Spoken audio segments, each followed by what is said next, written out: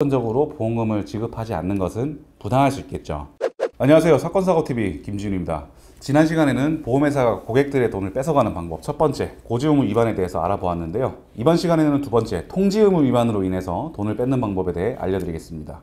통지의무라는 것은 우리가 보험계약 체결 이후에 변경되는 특정한 사항에 대해서 보험사에 알려줘야 되는 그런 의무를 말하는데요.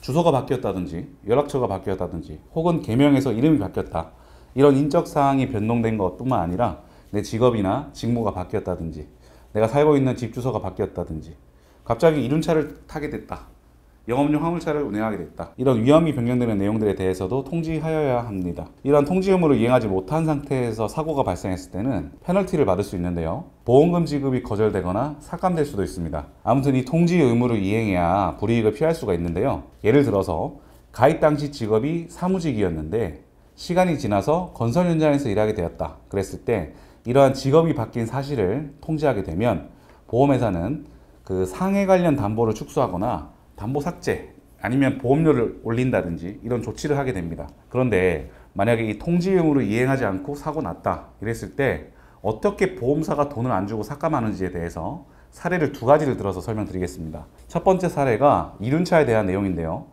이륜차를 계속적으로 타게 되면 보험회사에 알려야 됩니다. 그래서 보험회사에 알리게 되면 보험회사는 이륜차 부담보 특약이라는 특약을 넣게 되는데요. 이게 뭐냐면은 이륜차를 타다가 발생한 상해사고는 보상하지 않는다는 얘기인데요. 그래서 만약에 내가 보험계약 체결 당시에 오토바이를 타고 있지 않았는데 그 이후에 오토바이를 계속적으로 타게 된 거예요.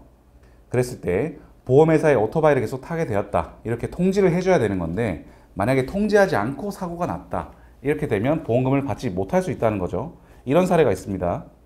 친구 오토바이를 그냥 한번 타본 거예요. 20살이었는데 친구 오토바이를 잠깐 타보려다가 운전 미숙으로 넘어진 겁니다.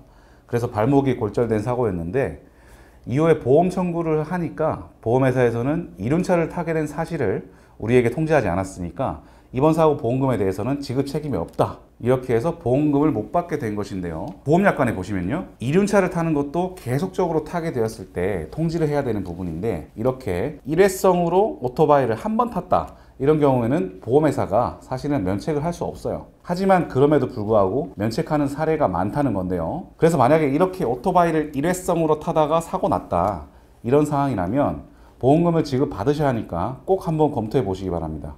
또 비슷한 사례로 일회성 사용의 경우가 또 있는데 여행지에 놀러 간 거예요. 그래서 오토바이 같은 거 타볼 수도 있지 않습니까? 그런 경우에는 만약에 다쳐서 보험금 청구를 했을 때 보험사가 보험금 안 준다고 한다 그러면은 계속 탄 게 아니라 그냥 놀러 가서 일회성 사용이다, 그러니까 보험금을 지급해 달라 이렇게 주장을 하셔야 된다는 거죠. 잘 안 되시면은 문의 주시고요. 그런데 간혹 이제 오토바이가 내 명의고 이륜차 보험도 넣고 있고 헤매 미착용 범칙 끝낸 기록도 있고 이런 경우가 있다, 이런 거는 당연히 일회성 사용으로 볼 수는 없겠죠. 이러한 경우에는 보험금 지급되지 않는 게 맞습니다. 그리고 통지의무 위반 한 가지 사례를 더 보겠습니다. 화재보험에서는 목적물의 주소지가 변경되면 보험회사에 알려야 되는데요. 만약 주택 화재보험이었는데 이사를 하고 나서 보험회사에 알리지 않은 상태에서 우리 집에 불이 났다, 혹은 우리 집에서 불이 나가지고 옆집에 불이 옮겨 붙었다, 이런 경우에는 보험회사에서는 보험금을 지급하지 않습니다. 생각해보면 이해는 되죠. 화재보험은 목적물 해당 주소지가 당연히 중요할 거 아니에요. 어떤 위치에 있는 어떤 건물의 몇 층인지 이런 것들 말이죠. 화재보험에서는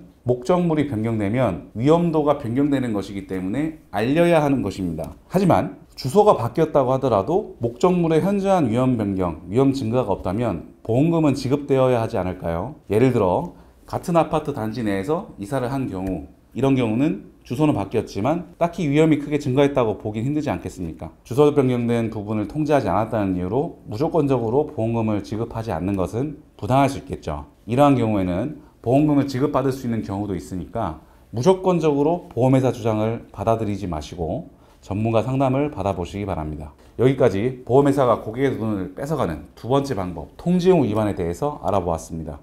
다음 영상에서는 세 번째 방법, 의료자문에 대해서 알아보겠습니다.